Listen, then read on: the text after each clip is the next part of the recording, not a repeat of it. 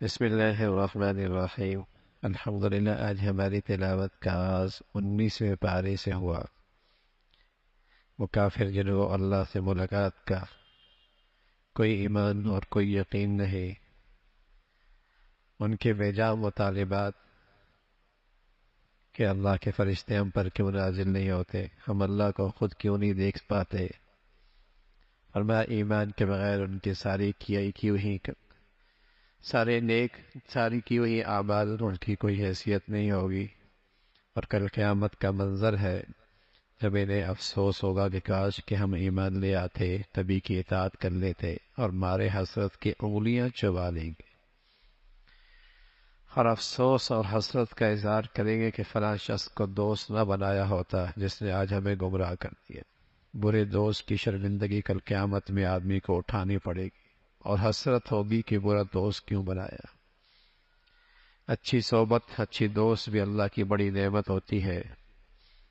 گھروں کا ماحول اچھا نہ بھی ہو، بچوں کو اچھی صحبت، اچھے دوست مل جائیں تو زندگیاں بدل جایا کرتی ہیں۔ گھروں کا ماحول کتنا ہی اچھا کیوں نہ ہو، صحبت غلط ہو جائے، دوست غلط ہو جائیں تو ماں باپ کے لیے شرمندگی کا باعث بنتے۔ کل انہیں بھی افسوس ہوگا کہ غلط دوست نہ بنائے ہوتے۔ ان کا یہ اعتراض بھی تھا کہ جیسے آسمانی کتابوں سے ساری کتابیں یک بار کی اتری ہیں، قرآن آہستہ آہستہ کیوں اترتا؟ اللہ رب العزت نے اس کی حکمت بتائی، کتاب پر آزمائشیں، آپ پر حالات، ہم آیت اتار دیتے ہیں جس سے آپ کے دل کو اور تقویت ملتی ہے۔ آپ کے دلوں کی تقویت کے لیے ہم نے اس قرآن کو آہستہ آہستہ اتارا ہے۔ قوم عاد، قوم ثمود کا تذکرہ ہے، اور پھر ان کی برائی کا تذکرہ کہ کچھ لوگ ایسے ہیں جو اپنی خواہشات کا درجہ دیتے ہیں جیسے معبود ہوتا ہے، بس ماننی اپنی چاہت، اپنی من کی ماننی، بس معبود کی طرح اس کی عبادت کرتے ہیں۔ اس کا تذکرہ اللہ کی وحدانیت پہ، اللہ کے قدرت کے دلائل ہیں، رات دن کا نظام ہے، آسمان کے بارشوں کے بعد بنجر زمینوں کی زندگی ہے، ایسی اللہ رب العزت مارنے کے بعد نئی زندگی عطا فرما دیں گے۔ دو سمندر ملتے ہیں، میٹھا اور کڑوا آپس میں نہیں ملتے، یہ اللہ کی قدرتی دو ہے۔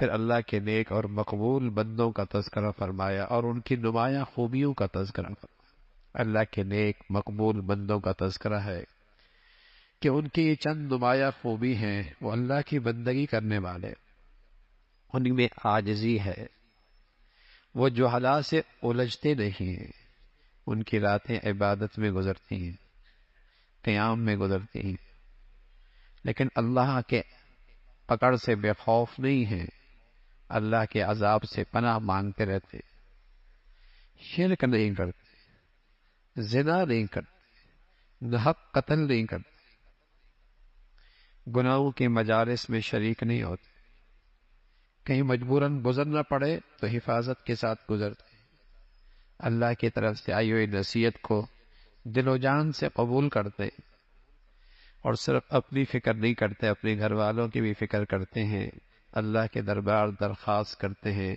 اللہ ہمیں ہدایت بھی دے اور ہمیں ہادی بھی بنا دے، ہمیں ہدایت بھی دے اور دوسروں کی ہدایت کا ہمیں ذریعہ بھی بنا دے۔ یہ اللہ کے نیک بندوں کی اور اللہ کے مقبول بندوں کی صفات ہیں، اور ان کے لیے جنت کے اعلیٰ درجات کا تذکرہ ہے۔ اور پھر سورہ شعراء ہے، آپ علیہ الصلاۃ والسلام کا جو غم تھا اور دکھ تھا کہ لوگ ایمان کیوں نہیں لاتے، اس پر آپ کو تسلی دی گئی۔ فرمایا اللہ کی قدرت کو بہت ساری نشانیاں ہیں، زمین آسمان پہ پھیلی ہوئی ہیں، لیکن لوگ غور نہیں کرتے اور یقین نہیں رکھتے اللہ کی ذات پر۔ پھر حضرت موسیٰ علیہ السلام کا تفصیلی تذکرہ ہے، فرعون سے جب بات چیت ہوئی اور آپ نے ان سے خطاب کیا تو وہ اپنے احسانات جتلانے لگا کہ تیری پرورش تو ہمارے یہاں ہوئی اور ہم نے تیرے ساتھ یہ سلوک کیا اور تیرے ساتھ یہ احسانات کیے۔ حضرت موسیٰ علیہ السلام نے بڑی سادگی سے اللہ کا تعارف کرایا، رب تو نہیں ہے، رب تو وہ ہے جو زمین و آسمان کا پیدا کرنے والا ہے، مشرق اور مغرب کا رب ہے۔ اس انداز سے جب گفتگو کی تو جواب تو اس کے پاس کوئی نہیں تھا، مقابلے پہ آ گیا، معجزے، آپ نے معجزے دکھائے، اس نے جادوگروں کو اکٹھا کیا، اللہ رب العزت نے ظاہر معجزے کے بدولت پیغمبر کو غالب کر دیا، وہاں کے جادوگر بھی سجدہ ریز ہو گئے، موسیٰ اور ہارون کے رب پر ایمان لے آئے اور اس نے ان کو دھمکی دی، اس کا تذکرہ فرمایا۔ پھر اللہ رب العزت نے موسیٰ علیہ السلام کے واسطے سے بنی اسرائیل کو نجات عطا فرمائی، لیکن نجات کے موقع پہ جب آگے دشمن ہے، پیچھے سے دشمن پیچھا کر رہا ہے اور آگے دریا ہے اور موسیٰ علیہ السلام کے قوم سامنے ہے، ساتھ ہے، تو قوم کہنے لگی موسیٰ مارے گئے، پیچھے دشمن ہے، آگے دریا ہے، کدھر جائیں گے؟ تو حضرت موسیٰ علیہ السلام کے پاس تو پیغمبری یقین تھا، اللہ کے نبی ہے، کہا کچھ نہیں ہو سکتا، ہمارا اللہ ہمارے ساتھ اور وہ اللہ ہمیں راستہ دیں گے۔ اور ہوا بھی، اللہ نے حکم دیا، لاٹھی ماری ہے نا، دریا میں لاٹھی ماری، وہ لہریں کیا تھیں؟ وہ تو دیواریں بن گئے، درمیان میں راستے بن گئے اور راستے بن کے نجات پا گئے۔ دشمن بھی پیچھے، اس نے بھی اپنا لشکر ڈال دیا، اللہ نے پھر ان لہروں کو حکم دیا اور ان لہروں نے انہیں غرق کر کے رکھ دیا۔ ایک ہی دریا ہے، ایک کے لیے نجات کا راستے بناتا ہے، دوسرے کے لیے غرق کر دیتا ہے۔ کون ہے کرنے والا؟ اللہ۔ زندگی کے نقشوں میں موت اور موت کے نقشوں میں زندگی، عزت کے نقشوں میں رسوائی اور رسوائی کے نقشوں میں عزت دینے والا کون ہے بھائی؟ ایک اللہ ہی ہے۔ معیشت کے اسباب میں کنگلا کر دینے والا اللہ ہی تو ہے، اور مٹی سے سونا بنا دینے والا اللہ ہی تو ہے۔ اللہ ہی کا تو نظام چلتا ہے۔ فرمایا یہ ساری اللہ کی قدرت کی نشانیاں ہیں، لیکن لوگ یقین نہیں رکھتے۔ پھر حضرت ابراہیم علیہ السلام کا تذکرہ ہے، باپ کو بھی سمجھایا، قوم کو بھی سمجھایا، اللہ کا تعارف فرمایا۔ اللہ وہ ہے جس نے مجھے پیدا کیا ہے، میرے رہنمائی کرتا ہے، مجھے صحت دیتا ہے، مجھے شفا دیتا ہے، زندگی اور موت اسی کے ہاتھ میں، کھلاتا پلاتا وہی ذات ہے مجھے۔ اللہ سے دعا بھی کی، اے اللہ میرا تذکرہ خیر پیچھے چھوڑ دینا، ہمیشہ اچھا تذکرہ میرا پیچھے چھوڑ دینا، اور اس کا تذکرہ فرمایا۔ پھر فرمایا قیامت کا دن ہے جہاں مال نہیں، اولاد نہیں، کچھ بھی کام نہیں آنا، نیکی کی زندگی کام آئے گی۔ جو نیکی، جو صاف دل لے کے آئے گا، اس پر قیمت لگے گی جنت کی، اور اس پر نجات کا راستہ ہوگا۔ قوم نوح کا تذکرہ ہے، جو شیخ الانبیاء ہے، نبیوں کے شیخ، 950 سال تک عمر تھی حضرت نوح کی، قوم نہ مانی اور چند ہی لوگ آپ پر ایمان لائے، قوم ہلاک ہوئی، اس کا تذکرہ۔ پھر قوم عاد کا تذکرہ ہے، جو غیر معمولی قوت اور طاقت رکھتی تھی، پہاڑوں کو تراش کے محلات بنایا کرتی تھی، لیکن اللہ کی قدرت کا مقابلہ تو کوئی قوم نہیں کر سکتی۔ اور پھر اللہ نے اس قوم کو بھی پکڑا، اس لیے کہ نافرمان قوم تھی۔ پھر قوم سمود کا تذکرہ ہے، حضرت صالح آئے، اونٹنی لے کے آئے، معجزہ دکھایا، قوم نہ مانی، اللہ نے اسے بھی نیست و نابود کیا۔ قوم شعیب کا تذکرہ ہے، قوم سے کہا ناپ تول میں کمی نہ کرو، دوسروں کے حقوق ضائع نہ کرو، اپنا حق پورا لیتے ہو، دوسروں کے حقوق پامال کرتے ہو۔ قوم نے مذاق اور استہزاء کیا، اللہ کی پکڑ آئی۔ پھر اللہ رب العزت نے اپنے قرآن کا تذکرہ فرمایا۔ قرآن کا مختصر سا تذکرہ ہے اور تعارف ہے قرآن کہ قرآن اللہ کی طرف سے آیا، اور کہاں آیا ہے؟ محمد رسول اللہ کے دل پہ آیا ہے۔ اور کون لے کے آیا ہے؟ جبرائیل امین لے کے آیا ہے، اور جبرائیل امین کا نام ہے روح الامین۔ روح الامین کے راستے میں خیانت کوئی نہیں کی، اور روح الامین ہے جبرائیل جو قرآن کے شکل میں غذا لے کے آئے ہیں، یہ اندر کے انسان کی غذا ہے، روح کی غذا ہے۔ روح اب بگڑی ہوئی مزاج اور بگڑی ہوئی فطرت کا اندر غذا کیا ہے؟ روح کی آج گانا اور موسیقی ہے۔ یہ فطرت جب بگڑ جاتی پھر موسیقی غذا بن جاتی، ورنہ جبرائیل امین تو جو غذا لے کے آئے تھے وہ سلیم الفطرت لوگوں کے لیے لے کے آئے تھے، ان کی غذا روح کی تو قرآن ہے، قرآن ان کی غذا ہے، اور قرآن میں یہ طاقت ہے جو جتنا پڑھتا ہے اتنا اس کو اپنی طرف کھینچتا ہے۔ پھر اللہ رب العزت نے فرمایا ایسی شاعری جو اللہ سے غافل کر دے، نبی کا اس شاعری سے کوئی تعلق نہیں۔ ہاں، جو اشعار اللہ کے قریب کر دے اور جس کے اندر کوئی پیغام اور نصیحت ہو وہ ٹھیک ہے۔ اللہ کی بڑائی کا تذکرہ ہے۔ پھر سورہ نمل ہے، اور سورہ نمل کے آغاز میں ایمان والوں کا تذکرہ ہے، نماز پڑھتے ہیں، یقین رکھتے ہیں، زکوٰۃ دیتے ہیں، اور پھر حضرت موسیٰ علیہ السلام کو جو اللہ نے معجزہ دیا، لاٹھی دی، اور پھر کس انداز سے اللہ رب العزت نے انہیں اپنے معجزات سے نوازا، اور کس انداز سے دوران سفر آپ کو نبوت ملی، اس کا تذکرہ فرمایا۔ پھر حضرت سلیمان علیہ السلام کا ایک غیر معمولی واقعہ کا تذکرہ ہے۔ حضرت سلیمان علیہ السلام کو اللہ نے غیر معمولی سلطنت دی تھی۔ آپ کو روحانیت کی بادشاہت بھی دی تھی اور مادیت کی بادشاہت بھی دی تھی۔ روحانیت کی بادشاہت اللہ نے آپ کو نبوت دی تھی، اور مادی دنیا کی بادشاہت بھی دی تھی کہ آپ کے پاس ایسی سلطنت تھی کہ جنات بھی آپ کے حکم کے تابع تھے، پرندوں کی بولی بھی آتی تھی، چیونٹیوں کی بولی بھی سمجھتے تھے۔ آپ کا تخت جس پہ آپ بیٹھا کرتے تھے وہ ہوا کے دوش پہ سفر کیا کرتا تھا۔ آج تو جہاز بن گئے نا، ہیلی کاپٹر بن گئے۔ آپ حکم دیتے تھے ہوا کو، اور اس ہوا کے دوش پہ آپ کا سفر ہوا کرتا تھا۔ ایک واقعہ لکھا ہے، آپ کے پاس ایک آدمی بیٹھا ہوا تھا، اتنے میں حضرت اسرائیل بھی آ گئے، اس آدمی کو غور سے دیکھ رہے۔ وہ ڈر گیا کہ شاید میری وقت آ گیا موت کا۔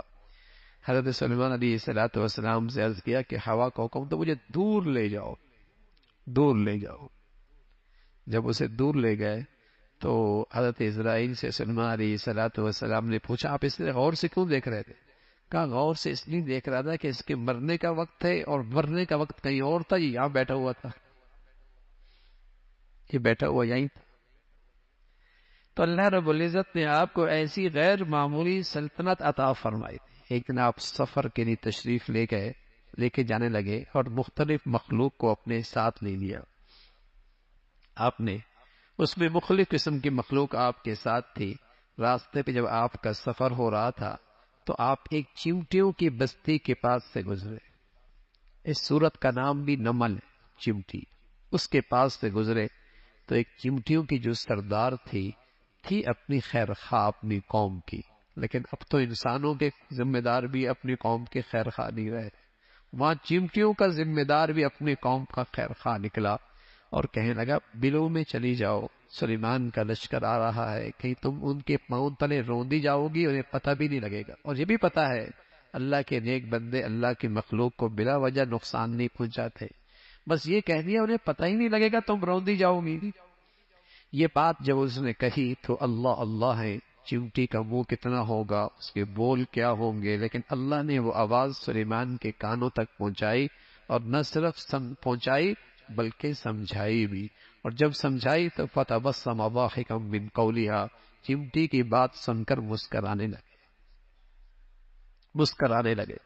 اور اللہ کی یہ ساری نعمتیں دیکھ کر حضرت سلیمان کی عاجزانہ فریاد اللہ کے سامنے، اللہ نعمتیں دے اور عاجزی دے دے، بڑی بات ہوتی ہے، ورنہ آدمی اپنی اوقات بھول جاتا، ورنہ انسان اپنی حیثیت بھول جاتا ہے۔ وہ تکبر، وہ غرور، وہ بڑائی، وہ اس کے بول دیکھو، اس کے چال دیکھو، اس کا لب و لہجہ دیکھو، جیسے اس کی کسی کا محتاج ہی نہیں ہے۔ نعمتیں اللہ دے، مادیت کی دنیا میں ایسی حکومت کسی کی نہیں، لیکن عاجزی دیکھیے، اللہ سے کہہ رہے رب اے مولا تیری نعمتوں کی حد ہے، لیکن اپنا شکر گزار بندہ بھی بنا، اپنا احسان شناس بندہ بھی بنا، اور اے اللہ تیری نعمتوں میں وہ کر سکوں جس سے تو راضی ہو جائے۔ یہ ہے احسان شناسی، یہ ہے شکر گزاری، کہ اللہ جس قدر نعمتوں میں اضافہ کرتا رہے، بندے میں شکر گزاری اور احسان شناسی اور فرما برداری میں اضافہ ہو۔ یہی نعمتیں رحمت ہیں، ورنہ نعمتیں بھی زحمت بن جاتی، ورنہ نعمتیں بھی فتنہ بن جاتی، ورنہ نعمتیں بھی عذاب بن جاتی ہے، یہی نعمت رحمت ہے اللہ کی، جس نعمت میں شکر گزاری بڑھ جائے، عاجزی بڑھ جائے، احسان شناسی بڑھ جائے۔ لشکر لے کے جا رہے، کہیں ایک جگہ پڑاؤ ڈالا ہو تو ایک مخلوق بیچ میں کوئی نہیں، ہدہد پانی کی ضرورت پڑی، ہدہد شاید آپ نے دیکھا ہوگا، اس کے سر پہ تاج ہوتا، لمبی سی اس کی نوک ہوتی ہو، لمبی سی، اللہ نے اس میں ایک صلاحیت رکھی ہے، وہ بتا دیتا ہے کہ پانی نیچے ہے یا نہیں۔ تلاش کیا، پانی کی ضرورت پڑی، اس ہدہد کو بلایا لیکن موجود نہیں تھا۔ کیونکہ وہ بتاتا تو جنات منٹوں سیکنڈوں کے اندر پانی کا انتظام کھود کے پانی کا انتظام کر دیتے. وہ مخلوق بھی ذات تھی، ہدہد کوئی نہیں. حضرت سلیمان علیہ السلام فرمانے لگے ہدہد مجھے نظر نہیں آ رہا، کہیں کسی اور مخلوق کے اوٹ میں تو نہیں ہے، کہیں پیچھے دائیں بائیں تو نہیں ہے، یا کہیں غائب ہی تو نہیں ہے، اور بغیر پوچھے کیوں چلا گیا. اور ساتھ یہ بھی کہہ دیا آیا تو سزا ملے گی اسے، اور ہو سکتا ہے اس کو ذبح ہی کر دو. اولاد بہنو اولیاتی بسلطان مبین. ہاں اگر کوئی مناسب بات کہہ دی وجہ جانے گی معاف بھی کر دیں گے، ورنہ ذبح کر دیں گے. اتنے میں ہدہد آ گئے. فمکث غیر بعید فقال احطت. آگے ہدہد اور ایک پیغام لے کے آیا. کہنے لگا سلیمان میں وہاں سے آیا ہوں جہاں کا آپ کو بھی نہیں پتا. ایک عورت حکمران ہے، ملکہ ہے، اور انہوں نے اپنے اللہ نے دنیا میں ہر چیز دے رکھی ہے، لیکن بدقسمتی ہے ان کی ملکہ وہ ہے اور خدا کی بندگی کوئی نہیں. خدا کی بندگی کوئی نہیں. اچھا وہ ہدہد پرندہ ہے، وہ بھی جانتا ہے کہ نبی عالم الغیب نہیں ہوتا، نبی ہر چیز نہیں جانتا. کائنات کی ہر چیز کا جاننے والا کون ہے؟ ایک اللہ. ایک اللہ، حال ماضی سب کچھ جاننے والا کون؟ ایک اللہ. کہنے لگا سلیمان میں وہاں سے آیا ہوں جہاں کا آپ کو بھی نہیں پتا. ایک مخلوق ہے، ان کی ملکہ ایک عورت ہے، بلقیس تھی، بلقیس، اور وہ سورج کی پرستش کرتی ہے. دنیا کے لحاظ سے اللہ نے بہت کچھ دے رکھا ہے. سلیمان علیہ السلام فرمایا اچھا تمہارا ابھی جائزہ لیتے، تم سچ کر رہے ہو یا غلط. جاؤ میرا ایک خط لے کے جاؤ اور جا کر اسے بھیج دو. دنیا میں سفراء بادشاہوں کے بڑے بڑے لوگ ہوتے ہیں، لیکن یہاں سفارت کس کے ذمے اور ذمے؟ ہدہد کے ذمے. وہ پیغام لے کے جا رہا، خط لے کے جا رہا. محل میں داخل ہو گیا، روشن دان سے داخل ہو گیا. ملکہ بیٹھی ہوئی تھی، خط اندر ڈال دیا، جھولی میں گر گیا. خط کا ابتدا یہ انہو من سلیمان و انہو بسم اللہ الرحمن الرحیم اللہ تعالی علیہ واتونی مسلمی. یہ نیا انداز کا خط اس ملکہ کے پاس آیا. ایسا خط اس نے آج تک کسی بادشاہ کا نہیں دیکھا. نام سلیمان کا. کہاں سے آیا ہے؟ سلیمان سے آیا ہے. اور کس کے نام سے؟ اللہ کے نام سے شروع کرتا ہوں. پیغام کیا ہے؟ فرما بردار ہو کے آ جاؤ. وہ خاتون تھی سمجھدار، اس نے اپنے مشیروں کو سب کو اکٹھا کیا. خط آیا ہے، مشورہ کرنا ہے، بتاؤ. تو وہ شاہ سے بڑھ کر شاہ. آپ فکر نہ کریں، آپ کا جہاں پسینہ گرے گا ہمارا خون گر جائے گا. آپ اشارہ کریں گردنیں کٹوا دیں گے. آپ کہیں تو صحیح. لیکن وہ خاتون سمجھدار تھی، کہنے لگی نہیں، دیکھتے ہیں وہ بادشاہ کوئی دنیاوی بادشاہ ہے یا کوئی اور چیز ہے. یہ تحفے لے کے جاؤ، یہ ہدایہ لے کے جاؤ، سونے چاندی کی اینٹیں دے کر بھیجی. جاؤ یہ لے کے جاؤ اور دیکھو وہ کیا کہتا ہے. جب حضرت سلیمان علیہ السلام کے پاس یہ سب کچھ آیا تو آپ کے پاس تو سونے چاندی کی کمی کوئی نہیں تھی. آپ تو جنات کو حکم دے پورا فرش ہی سونے کا بچھا دیتے تھے، پورا فرش ہی سونے کا بچھا دیتے تھے. ایسی آپ کو اللہ نے سلطنت دی. حضرت سلیمان علیہ السلام نے جب دیکھا گا تو دنیا سے ہمیں تم متاثر کرتی ہو. آپ نے اپنے بیٹھنے والوں سے کہا کون اس کا تخت سمیت اس کو یہاں لے کے آئے. جن بیٹھا تھا، جن ایک قال عفریت من الجن. جن کہنے لگا میں لے کے آؤں. آپ کی یہ نشست ختم نہیں ہوگی، وہ یہاں موجود ہو، تخت کے ساتھ ہوگی. قبل ان تقوم من مقامک، یہاں سے اٹھیں گے نہیں، جن آپ کی موجود ہوگی. ایک اور بیٹھا ہوا تھا اللہ کا نیک بندہ. جیسے نبی کے پاس معجزہ ہوتا ہے، ایسا معجزہ کوئی ایسا دنیا میں اور کوئی نہیں کر سکتا. ایسا اللہ اپنے ولیوں کو کرامت دیتا ہے، لیکن کرامت اور معجزہ قدرت اللہ کی ہوتی ہے. ہر وقت کوئی معجزہ نہیں دکھا سکتا، ہر وقت کوئی کرامت نہیں دکھا سکتا. جو ایک ساتھ بیٹھا ہوا تھا آپ کے پاس صحبت میں، اس نے کہا میں نے آپ کے پاس لے کے آتا ہوں بس تھوڑی دیر میں، آنکھ کے جھپکنے کے بقدر. اور اتنے میں تخت سامنے پڑی. قال ھذا من فضل ربی. حضرت سلیمان علیہ السلام نے اس کا یہ تخت دیکھا، کہا یہ سب اللہ کا فضل ہے، اور سب اس لیے یہ سارا اللہ کی طرف سے یہ انعام ہے کہ دیکھنا چاہتا ہے میں شکر گزار بنتا ہوں یا نہ شکرہ بنتا ہوں. تخت آ گیا.